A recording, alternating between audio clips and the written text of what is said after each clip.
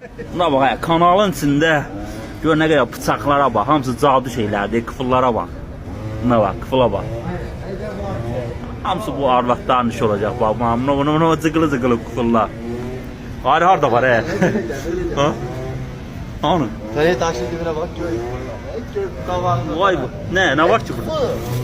Hayır adamı bir. Görürəm, Ay bir görürəm. tane altında çıxar. Çıxar.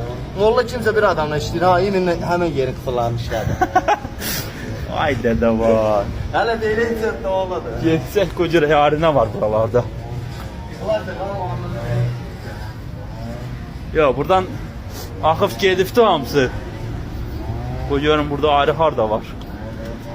Vay. Yavaş. Buna bak, kıfıl deyə. Bıçaqla. Ay bərkə.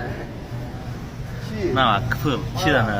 Bu eyni molladı bak. Bu eyni molla. Hamısı qıfılları eyni. Hamısı balaca. Deyə biri orada. Bıçaq deyilmiş. O boxdur. Deyə kıfıl. Tara. Kıfıl. Buna bak. Kıfıl. Bu tərəflərdə kimdir mollaya? Qayraq təyə gətirək sataqdan özü. Buna bak. Bəziləri tazı açılı verəmir. Təsiri gedib yəqin. Allah bilir oralarda da var indi. Sən nədir? Ha? Mollanı tapmaq lazımdır. Yığıb qıfılları